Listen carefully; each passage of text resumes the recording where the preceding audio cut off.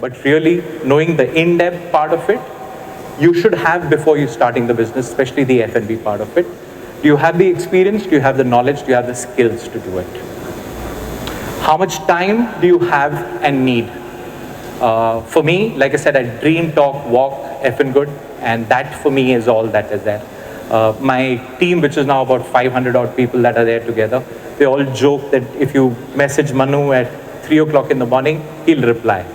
If you message me at 5 o'clock in the morning, I'll reply. So I'm married to it, but how are you guys going to do it? And then of course, like every other business, there is a risk. So how much of a risk are you guys willing to take? These are things to ponder over before you're actually diving into it. Basic for everybody, but I thought I'll cover it regardless. The decision makers is here, what you're going to do with your brewery.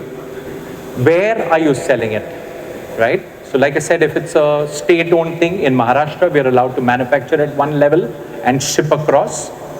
Not so in Karnataka for the time being, unless you're taking a macro level brewing this one. Different states, so very important, where are you going to be selling your product? Location is very important in the business. How much are you going to be selling? So these are calculations that you have to work backwards, and you have to say, how much beer am I going to be producing?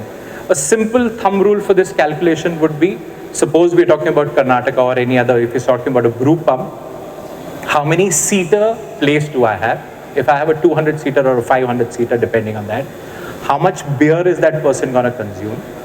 So you'll have to work on a backwards method to set up the capacity of your brewery. Very important for you to know how much are you going to be selling. What are you going to sell, as we'll cover later. Craft brewery is endless styles of beer that you can have.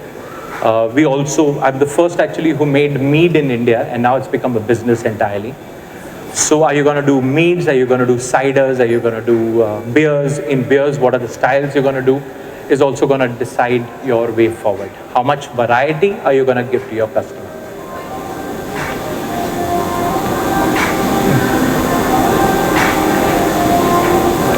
Again, I had covered this briefly, but I'll cover this a little bit more. Depending on your state's excise policies, are you setting up a F&B business? Are you setting up a production brewery? Production brewery is one that is away from the F&B business. You can manufacture, you can keg, and then you can ship out to multiple locations. Effingut does that in Maharashtra because it's allowed to. We have 2 microbreweries that operate, and we have 14 outlets ranging from shops to cafes to pubs, where we will manufacture in a keg, we will manufacture in bulk, put it in keg, ship it out to these outlets, which will then eventually serve either in growlers or it will serve in bottles. So again, differentiation of this depending on your business plan is very important. Are you looking then further to bottle and sell? Now this bottle and sell is another part of the business that's now getting established. My friend Ankur Jain, Bira, is the one who actually led this initially, but it's a very difficult business to get into. Alcohol is not allowed, you can't really advertise it, you can't really sell anywhere, you can't really talk about it much. The only place that you sell it is in shops, alcohol shops, or through restaurants. So for you to approach those guys who have limited shelf space, they really want your pound of flesh. So if there is a new brand that's coming up, you need to have massive budgets to establish your business. So the budgets, when you move on to this one, is a scale which is totally different from what we call a small scale industry. This goes into the large scale industries, and here you require economy of scale. The biggest problem also for this one is the product itself. The product that we make is not pasteurized, not chemically, not stabilized. And that's the way you're being true to the product. So it has a very limited shelf life. It needs cold chain movement. And then also at the selling part, you'll also need a cold chain setup while moving it also. India is still not ready for that yet. So this is again it's a business possibility. Not many people have got into it yet today, but there are many experimenting with it. Geist here is one of them who's led it. Geist is actually the first production brewery who's then finally moved into bottles and cans. Kudos to them. But they're actually setting that line up now. Toit has just opened up their production brewery. But these guys are all who have already formed a brand before, and they've been able to do it, but it's a very difficult part of the business.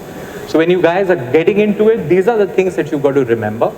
What is the line that I'm taking? What is the business that I'm taking? What is the capability that I have to run this?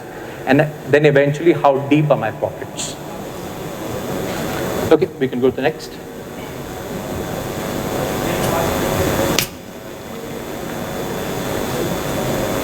So the minimum viable opportunity that we have is, number one, I've covered that.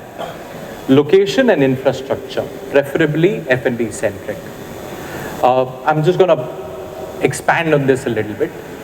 When you come to craft beer, you require space to set up a brewery. In that same setup, you will require a kitchen to set up because you will also feed the people. You'll require bar setup because people only don't want to drink a craft beverage, they also want to drink alcohol, etc. It's actually perfect. पहले उनको craft beer पिलाओ और बाद में उनको whiskey पिलाओ, get to make some money. Why say no to it? Now you've got to figure out how many people will actually come to you in that area. So where you're setting up, you need to know where your client is sitting. Bangalore is blessed, but people like Maharashtra, especially Bombay, is a very tough market. Very nuclear crowds.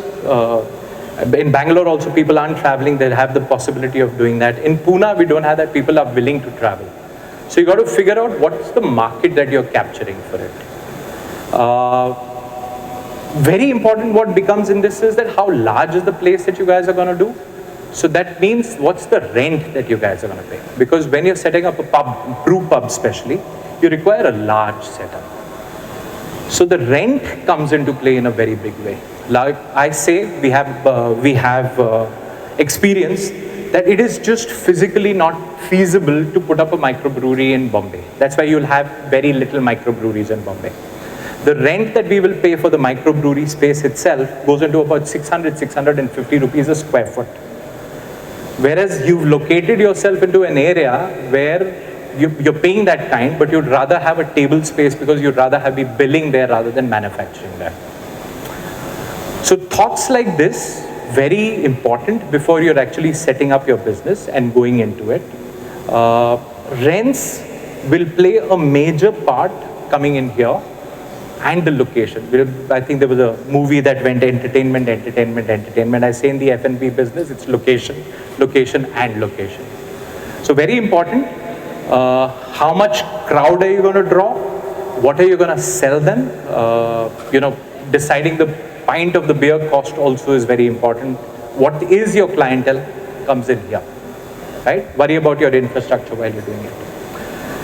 Then the next one that comes in is what is the investment and capex that I'm putting into the business. Eventually, you guys are doing business for the sake of doing business. Love of craft, great, but love of money should actually come before love of craft. You're doing this as a business, you're not doing it as a charity. So you guys will end up spending money on setting up your facilities. You must break it down to say, by when will I recover this money that I've invested, and how much more money will I make into it? So you've got to keep that into mind, that what is the capex that you're going to put into it. Unfortunately, it's a F&B business, so like I said, it's all broken across. There's manufacturing, there's kitchen, there's service, there's seating.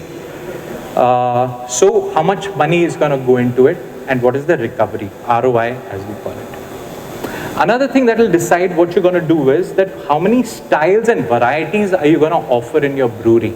As we'll see in a setup later, that will again directly impact the capex and the running cost to it. So this is a point that you guys have to decide how many. There are many brew pubs. I know in Bangalore, I know in Gurgaon. Gurgaon, most of them have 4 types to offer. They have a wheat, they have a light, they have a brown, and they have a mystery. I don't know what the mystery is. इसमें नहीं बैठा तो वो mystery बना दो. But those guys run with 4 styles. Effingut in Pune runs with 16 styles. We are always running to achieve 16 styles. Minimum 16 we must keep. But in the summers, people are drinking so much, so the styles drop. So we're down to 10 or 12. But this is a very important part that you will go. And like I said, the OPEX based on the earlier one.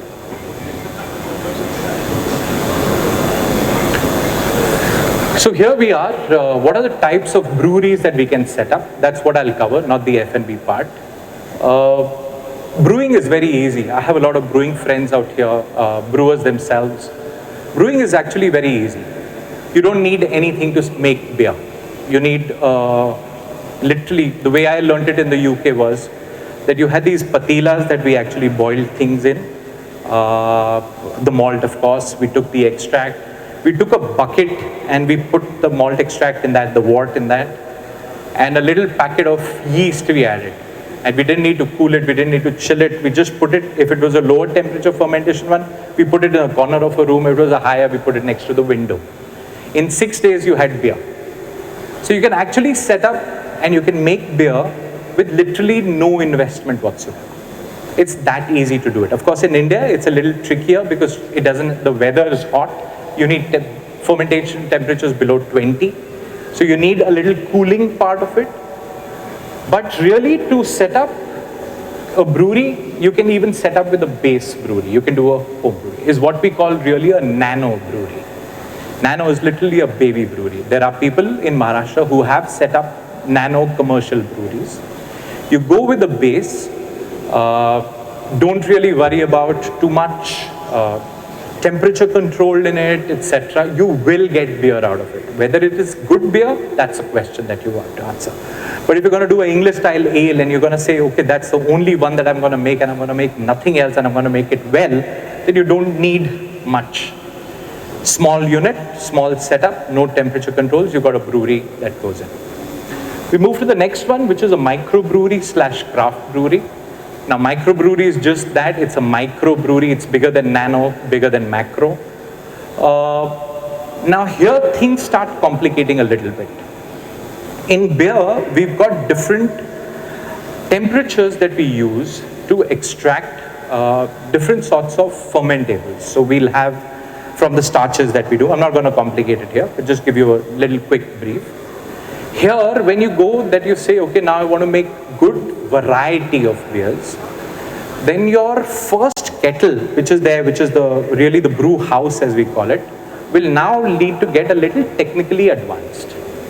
Because you're going to give it now the possibility to make different styles. So if you're going to make a German style lager, it has a different temperature steps that you use. If you're going to use an English ale, it's going to have different. If you want to make a mead, blah, blah, anything else, it goes a little more into the next category. So then you fall into this microbrewery category. So now what you've done is instead of a nano one, you've set up a slightly larger one with a little bit more advanced extraction possibilities out here. And then the fermentation possibilities. Then you go on to the next level, which is a macro brewery, which is what all the green bottle guys do. This is just nothing, but it's just one style of beer made into lakhs and lakhs of liters rather than just small capacities. But for our reason today, we'll stick mostly to the micro brewery aspect, which I will explain in the next slide. What are the factors that affect the brewery cost that you're going to do? When you'll get into it, you'll have a lot of manufacturers who will say,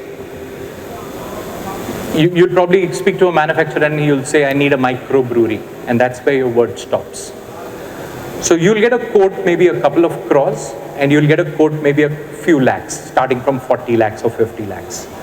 Now, how is it that really differentiate? I need a microbrewery, why don't I buy one for 40 lakhs and why am I buying for 2 crores? I'll tell you what differentiates it so that you guys can take a little advanced decision on that. Number one that affects us is the variety on offer.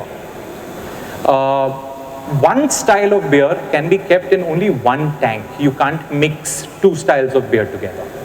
Suppose you're doing 4 styles of beer, then you need 4 tanks.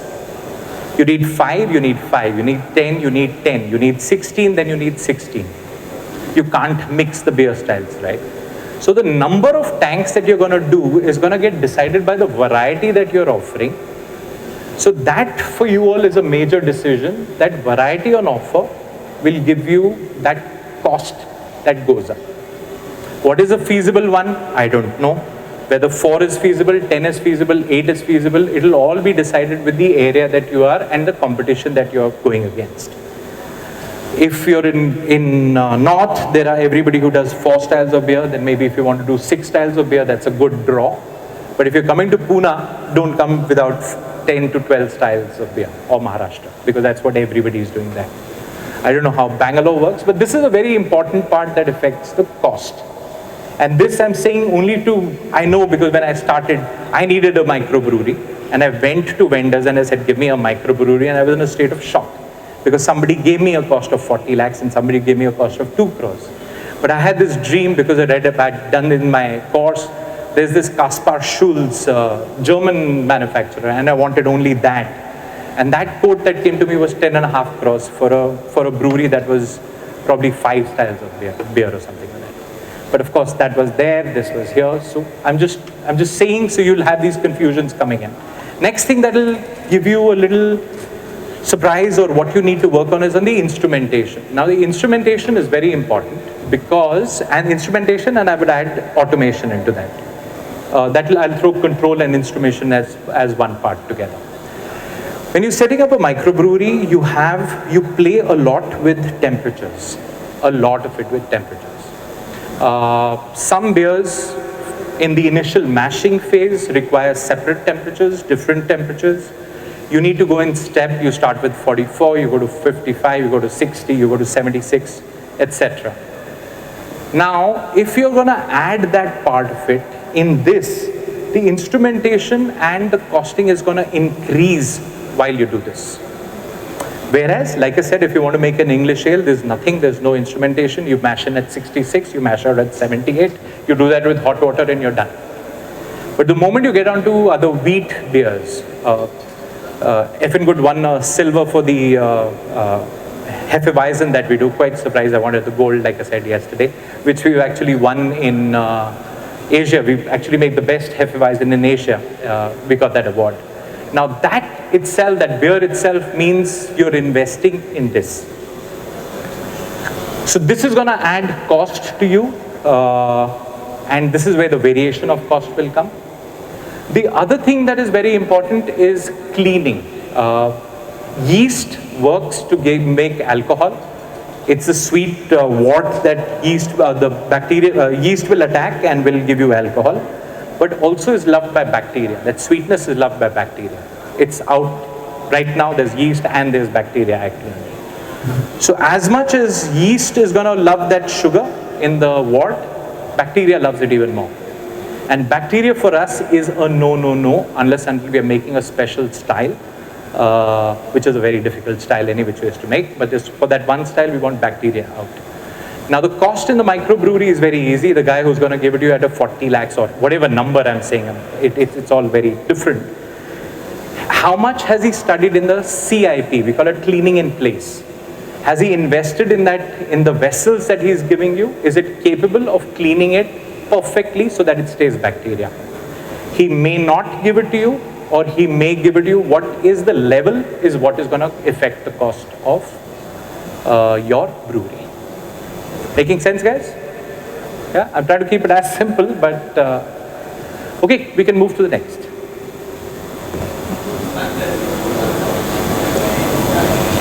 Now come to the actual brewing part of it. This is an area that one has to be really looking into. Like I said, going first, the product is what is going to lead your sale. Be true to the product. The product will give you the returns back. Who are you leaving this brewing to? Are you going to do it yourself? Are you going to employ? There are lots of my friends are brewers themselves.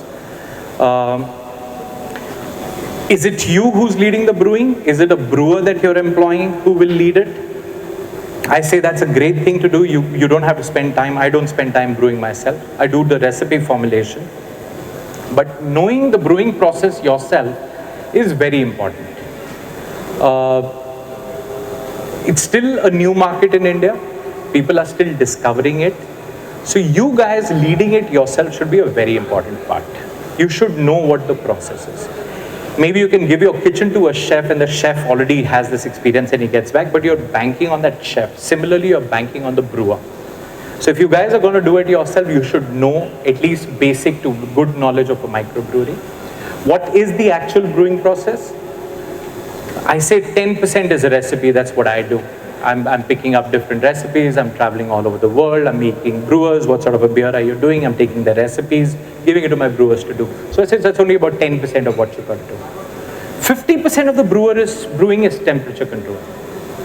It's in the mashing process, which is the initial extraction, and then later on in the fermentation process. Again, getting this temperature control is very needed. So here's there where it's at 50%. 10% of it is raw materials. Again, back to what I'm going. That's where you're going to get the quality.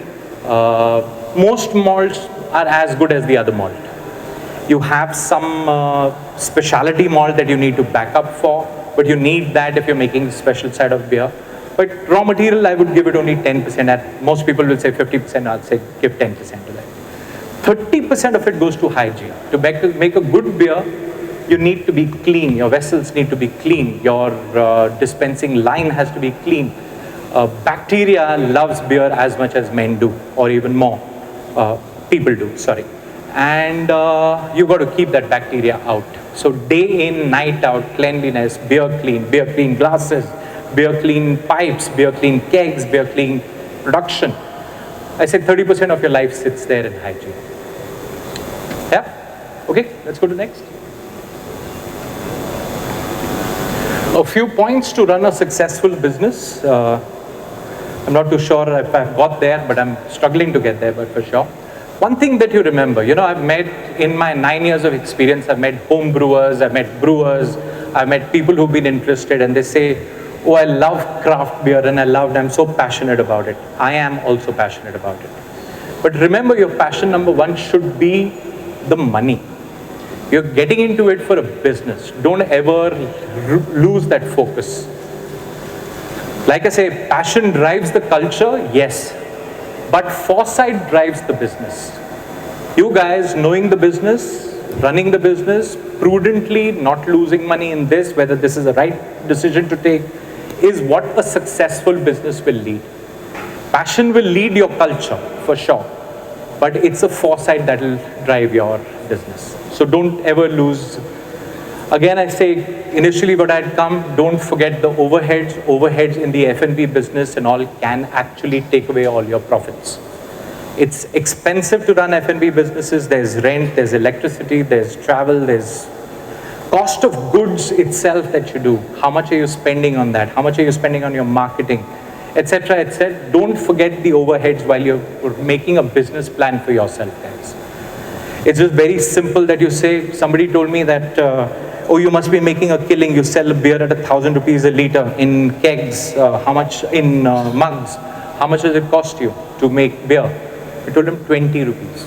The raw material cost of beer is 20 rupees. Of course, you can vary it, goes up to 100 also, but I said 20 rupees. He said, you're making a killing. I said, sure, but who's paying the excise? Who's paying the VAT? Who's paying the electricity? Who's paying the labor? Who's paying the damn uniform that the labor wears? The ESIC, the PF, what about all those costs that come into it? So remember those while you're setting up the business. Easy to jump into it, say this is what the raw material cost is, this is what the finished product cost is, it must be a killing. It's not. These businesses are very expensive to run. Budgets are everything. While you're setting up your brewery, your setup, remember going into budget. If you've envisaged that you will spend 1 crore, 2 crores, 5 crores, 10 crores, depending on this one, sticking to that 10 crores is very important. Overshooting budgets, you will put a drain in at the last moment, you will say, okay, maybe filter mat dalo. Acha, ek tank kam kar do. Tables 300 the, usko 200 kar do. All that stuff shouldn't get into it while you're setting up the business. So setting up the budget and following a budget in a new business is very important. So please do that. Again, like I said, the ROI is very important. It's a business that you're running, so you're doing the right investments, you've thought through it, you've asked people, you've studied enough, and you must take care of that. What is the most important part of running a business there? Take care of your people. Your people. you're not Superman yourself. You can't do everything yourself. Effingut now has 500 people, and I think I always say when I sit in a board meeting or a meeting room, I sit down and I say, I want to be talking to people who are smarter than me. Take care of them, bring them in, grow them with you, because that is the most important part of running any business, including the F&B business. Okay, I think I've wrapped up. Was that too abrupt? No? Okay. Let's have questions. I've kept a good 15-20 minutes for you guys, if there are any. Yes, please.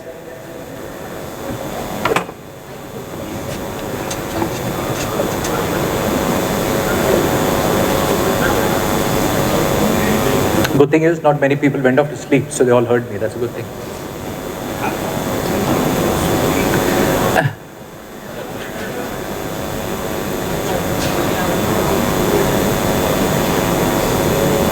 Yeah, hi. Hi. I know there is a Craft Brewer Association of India.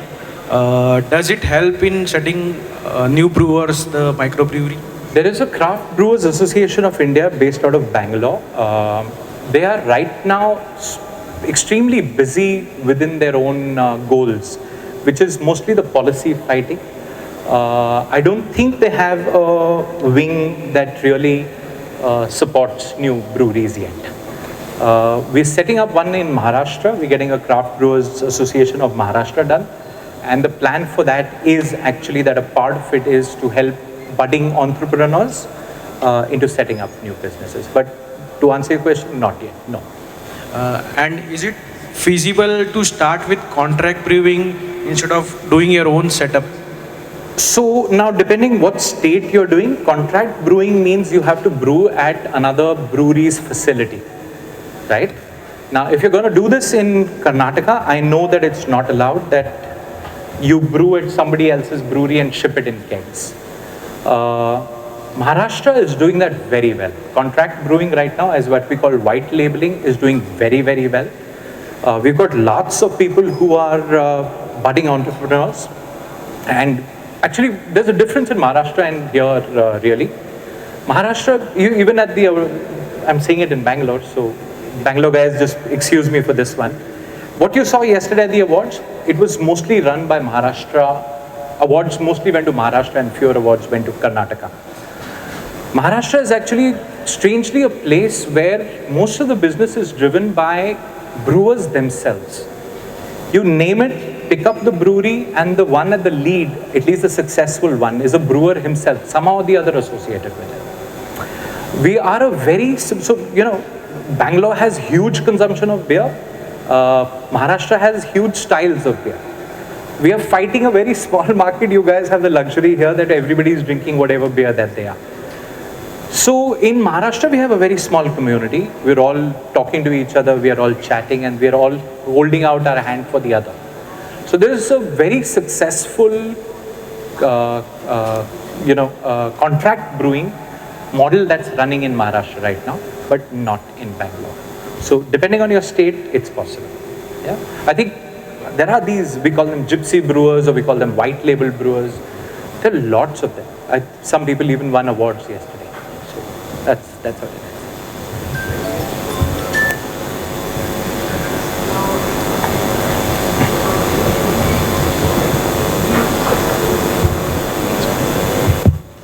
Hello, my name is Chetan Khamkar. Hey, buddy. And first of all, I'd like to thank you for a wonderful presentation. I mean, Thank you. Took care of all the nitty-gritties which is required for understanding of novice like me can at least know some part of it now.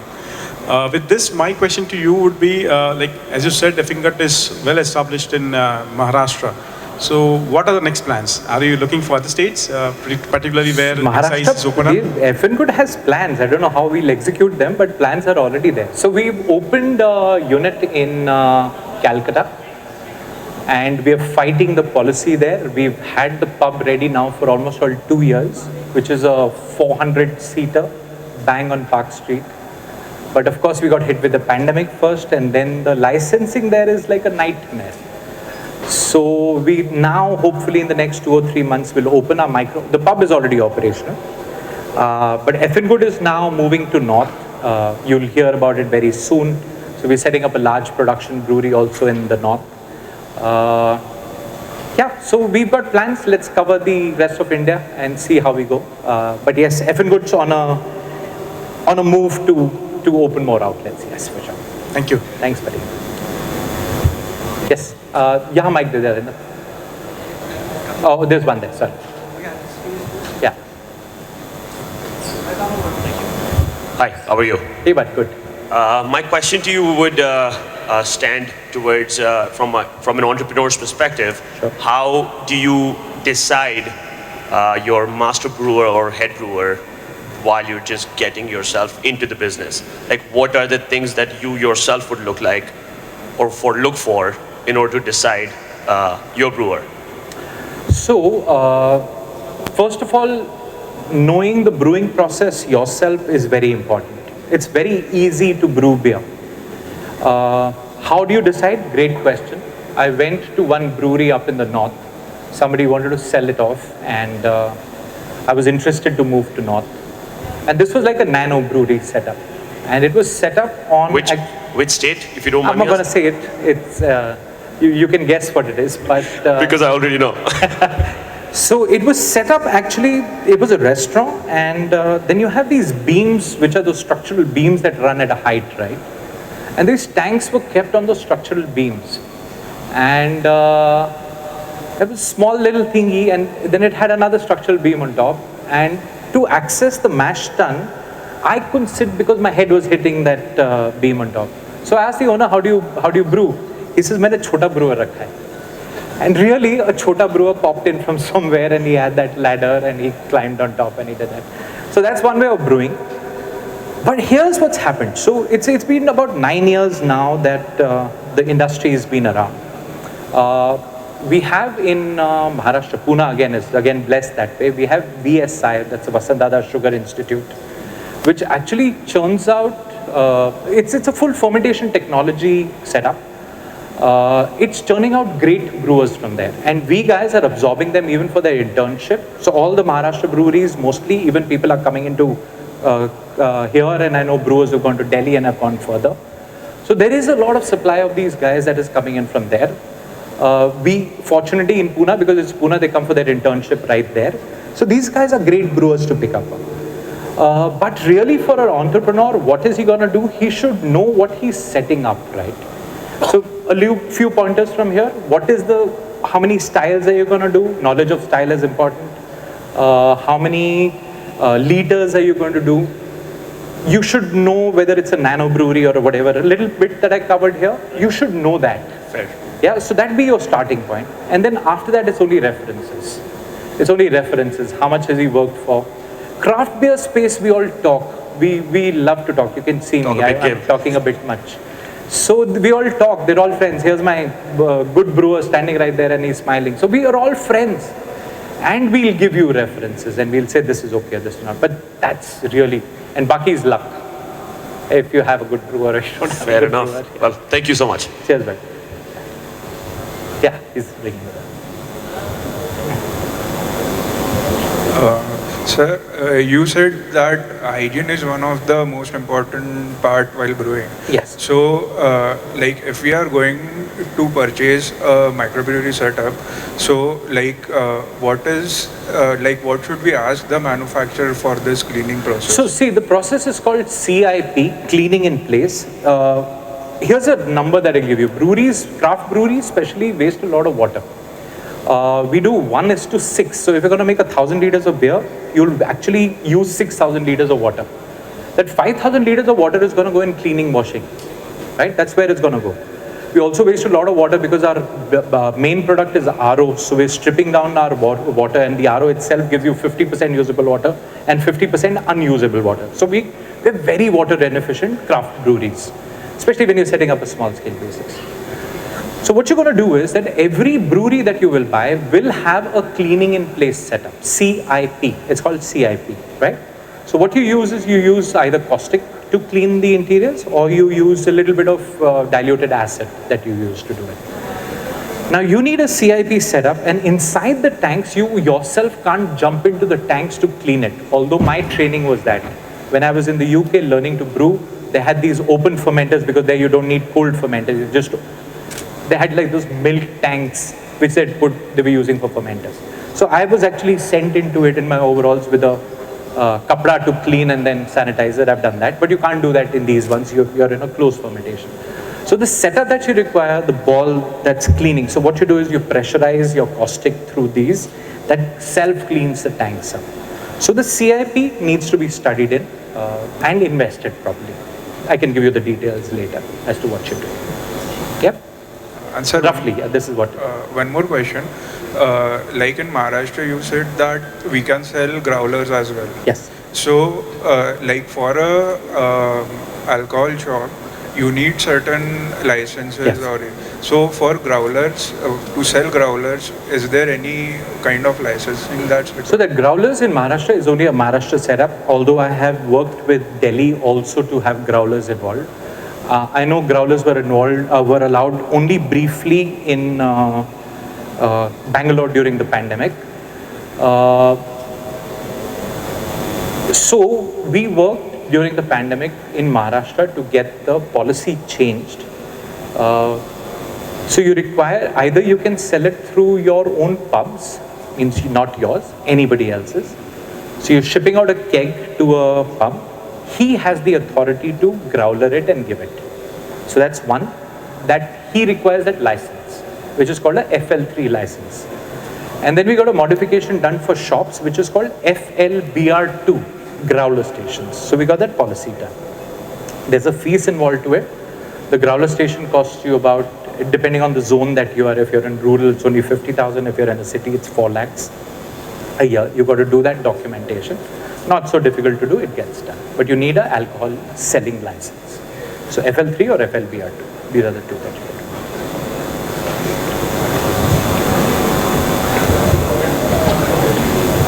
Hello. Yep. Am I audible? Yes, I can hear you. So when you said about contract brewing, how does that exactly work and what are the licenses required? So I mean, I'm a very newbie to this, so I'm just trying to understand. Don't worry, buddy. 9 years ago, I was the same. So, a contract brewing really requires your recipe, number one. Or do you want that brewery owner to make the recipe for you? It's your decision. The microbrewery owner or the craft brewery owner, you approach him. There's a rate per liter that you set up. You will provide your recipe, which is what is being done mostly in Maharashtra right now. This is the beer that I want to make. This is the ingredients. This is the raw material that goes into it. So you'll provide that. This guy at a fixed fees will turn it around to you. Now you as a person, the licenses in Maharashtra are never given to a contract brewer. They don't recognize it. Only the brewery owner or the brewery is recognized as a manufacturer. So you'll have to do internal billing setup. Only this manufacturer will also sell to your customer. So it is a little complicated. Contract brewing is not recognized because licenses in every state are given to one person and they're not really transferable as such. So contract brewing really will require, if you say what does it require, first you have to know your customer, where you're going to sell it. What are you going to do with it? What's your marketing plan? What are you going to do with it? Do you already have your pub? Do you already have your restaurant that you want to do it at? So you'll have to do that and then provide your recipe, raw materials, etc. And he'll actually process it for you. Somewhere we do contract brewing, sometimes we run out of capacity. So we also send our brewer because we want to hold our recipe close to our heart. So we will also send our brewer to that contract brewery to get the beer made ourselves. We just give them a throughput. But the documentation all is owned by the brewery owner. None of it comes to you. He's billing it to you. It's just a commercial setup that you do. Hi. Hi. Myself Vishwas, I'm from Pune. Hi. Very nice presentation. And I'm going to thinking to start in contracting craft beer. The same question I'm asking, that if I have a pub or a restaurant with license, I can give my recipe to the contractor and he can sell it to my pub. Yes. I can sell it. Absolutely. Or I can take it others also to come. So there are many people, you've been in Pune, right? There are many restaurants that are actually white labeling it. Okay. So many of these pub owners, I won't name them here, they actually get their beer made under their own brand. Okay. From this other brewery. Okay, so And- brand name I can give it to this Yeah, so contractor, the- the brand is mine. Yes, He can brew it for me and I can sell it to my and others also. yes. Okay, so he will sell to the client, The not paperwork will be all his. his, okay. His. So all have an headache is internal- taken by him. I'm going to sell it or make it marketing and that's it. That is And right. establish my brand. That is right. Fantastic. Many people have already successfully done it. So you can do that. So To start with, it's better to start with contract and once I get... it's in the experiencing phase Yeah. that you want to, really want to see how it goes for you, Exactly. whether it works or no. But it has its own set of troubles, contract brewing. Okay. You are actually not owning everything yourself. Yeah. The quality eventually craft beer comes into that. Like I said, for me, if I all the time run out of capacity, so I have friends that I brew at. Now I'm not leaving my recipes with them or the day-to-day working with them. Right. I don't do that. I will send my old person, it'll be my raw material that will go, it'll be my brewer that will go. All I'm using is his facility and his documentation. You're at a only cost. using the facility and sending your brewer to brew the Absolutely. beer. I'm using his documentation Okay. and his. Okay. So that is also possible. It's all possible. Okay. And It's how all much the expiry or something like this for the craft beer So that's a after great. the manufacturing? So do I have time? Yeah. Okay. Forget the time, please. This is the important I question. have a flight. These guys are looking at me saying. No. This is an important question because how much time? This is the quality and Okay, the so test. I will, my executive director, who's actually had Pizza Hut chain, 600 restaurants he had before him. He says I talk too much when it comes to beer, but it's a passion that comes. Beer hates oxygen. Beer hates sunlight. That's why your bottles are brown or green in color. So you got to keep air and you got to keep this up. Craft beer has no preservatives, no pasteurization. So you keep the temperature low at 4 degrees or below. You up your temperature, you introduce it to air, you introduce it to this one, sunlight, it's dead in 5 minutes. Yeah, if you've introduced it, bottle kholte ho aap bahar rakh dete ho, wo khatam ho, you can't drink the bottle after again, right? So that's what it is. But if you keep it in temperature control, and if you keep it outside air, and if you keep it outside sunlight, it's gonna have a shelf life. Now, what is the shelf life is decided by the variety and the style of the beer that you're doing. Hops is what gives bitterness. Hops also gives life to beers. So an IPA, India Pale Ale, which is one of the most bitter one, is the most hoppy variety that has a lot of hops. If you keep it in the temperature, you keep it out of sunlight, it will last for 6 months. We do a Hefeweizen, which is a very mildly hopped beer.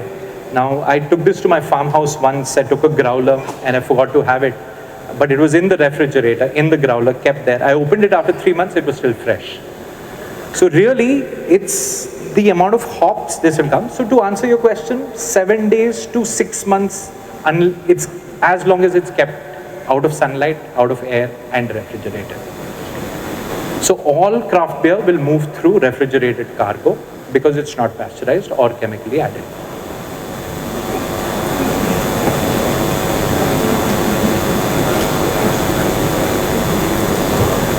Hello. Sure, buddy. In Karnataka, hello. Hi. Yeah, hi, buddy. Hi, sorry. In Karnataka, any microbrewery started bottling? Yes. So a microbrewery is just the capacity size that you do. But then in Maharashtra and all over the world, microbreweries are decided by the liters that you will make per year. In Maharashtra, it's 5 lakh liters per year. I don't know what this is out here. So if you make more than 5 lakh liters, you will not be a microbrewery. You will be macro. You've gone on to the left. Nano, small, macro. Yeah, macro. So there are different licensing rules, different licensing fees, different this one. So you could be setting up a microbrewery, which is not a large brewery, but you could take a commercial brewery license and then start selling it in bottling. Geist does that. Guys, yeah. Geist does that. Geist is a microbrewery, but working under as long as I understand, I may be wrong. Narayan, excuse me if I am. If they are a microbrewery working under a license of a macrobrewery. So they have to take the license for that? They have to take a license. The bottling license also they have to That is take correct. it. In Maharashtra, we are not allowed. We can That is keg, only we can ground. In Geist, they are doing only one variety of 650 ml? They've got 3, 4, 5 varieties. 3, 4 yeah. SQ also. Yeah. 3, 4 SQ. Yeah. Yeah, they're doing great beers. Must try them. No, that is only one brewery they have started in Karnataka. And I there is hope also so. Toit who started. Toit also I'm started. not too sure what license they've taken. Should be the same. In Maharashtra and so same? Maharashtra, there's nobody who's, so we are there, we are a microbrewery, but we are now shipping out in kegs. It's a different license. different You can be in a brew pub and you can ship out in kegs. Okay, that you can. So different states, different licenses. No, 5 lakh liters below, you can't bottle or you can't can. If you want, then you have to take the bigger. For the per year, 5 lakh liters per year, whatever you do. Per brew, Thank you. in total. Sure, sure. So if we manufacture non-alcoholic beer in a unique way, it means non-conventional way. Just it's conventionally we manufacture beer with alcohol, then we evaporate Strip it or off. distill it. So there is a new technology wherein we extend the aeration process and ethanol is not produced, right? So in that case, excise will take the same stance? Probably not. I'm not equipped to answer your question. So I don't know. I make only alcoholic craft beer. See, Yeah, I'm not in this one. Yeah, I'm not in this one. And again, it'll be every state treats it differently, right? yeah, That's all. But I want to know this policy. yeah. I want to know. Yeah. It is, but I have no answer. I have no Now, answer. they may see, they have an incentive to say that you are producing alcohol, then you are taking it out. So we will impose. But in the process, there is no alcohol. Very interesting to learn more. Yeah, Yeah, I can leave it at that. yeah. Thank you. I can leave it at that. We'll take another question and then probably anybody. Okay, we'll take the last two questions. Hello. Hi, buddy. Sir, Hi. The presentation, it was really great. Thank you so much. Beginner. I want to ask a question. Like you told us, like do the white labeling and sell, right? So, is it how challenging is to go white label a product with some other brewery and sell to the pubs, bars, and the wine shop is like that? Impossible product. It's a very difficult line to cross. Very difficult staircase to climb. Very difficult. Who's buying it? If you have a ready customer, go for it. Okay. Otherwise, you have to find your customers into it. It's a difficult task to do because you're creating a brand. Yes. Again, you will go back to product. If your product is classy, then it's gonna win. So if you can make a great product, white label it and sell it, you'll get customers. Yes. But if you're gonna make a mediocre product and go trying to compete against the microbreweries who are already selling it out there, very difficult job. So But product. marketing and the Marketing quality will of come into play and the product will. quality of the product. So I know all the white labelers in Pune and Maharashtra are making great products. Okay. Yeah, we also sell a few of There others. will be We tough also- tough competition in the Tough competition. You're going against us only, right? Yes, yes, And you're going into our market only, right? yes. So you better have a great product. So for this white labeling, we need own outlets. Yeah, either your own outlets or your friends' outlets or wherever you can get it in. It's a difficult task, but it's possible. So one step closer when we have our own outlets, right? That's the easiest. Yes. Thank you. Sir. That's the easiest. Thank you. That's why Effingut doesn't sell to third parties. Effingut sells only in its own party. We don't have any other. You won't get Effingut beers at any other outlet besides Effingut itself. Last two questions. Sure, buddy. Hi, sir. I am from Visakhapatnam, Andhra Pradesh. For an entrepreneur in a developing cities like Visakhapatnam, keeping budget and experience into consideration, do you suggest to go with tap rooms rather than the microbrewery, since government is encouraging tap rooms parallel to microbrewery? What are pros and cons of it? So I wouldn't know what the Visakhapatnam, what state does it fall in?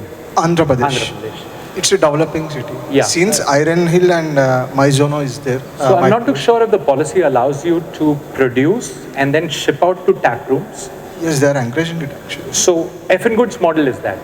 So Effingut's model is worked well. So you have a large craft brewery established where you can make 15, 16. You don't have to spend money at the rent of a high this place.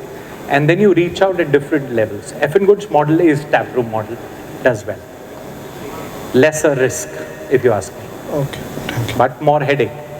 You can't run one, you have to run multiple. So you need those many people to run it. So both pros and cons, but it's a better model if you ask me. Okay, thank you. Just because I'm doing it, बाकी बाद में भी बोलना कि अच्छा नहीं था. Manu, last. Sure.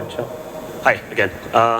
So my question kind of falls back towards contract brewing, but steering it towards macro end of it, not micro. In terms of getting your product, competing to the competition and getting it high up there, would you suggest going for cans as your first product or bottles? Like how do you... We brewers love cans. End of story. Absolutely. We love But cans. talk We love about the cans. market. It holds the product. It gives you more advertisement space. There's so much more you can talk about it. Cans it is. For sure. 100%. In Maharashtra. The world over. All right. The world over. Cans. Thank you. Cans. Bottles give you more that classy feel. You're holding a pint and you're doing it. But in all ways, cans it is. Whatever, cans are a much superior product to bottles. I hope some of my brewer friends don't beat me for that, but that's what I think. Thank you, Manu. Thank you, guys. Thank you so much. Thank you. It was a pleasure. Manu, yeah, absolutely. Thank you so much. It's always a pleasure meeting you and Thanks, talking to Arun. you. Thanks speaking again. to you.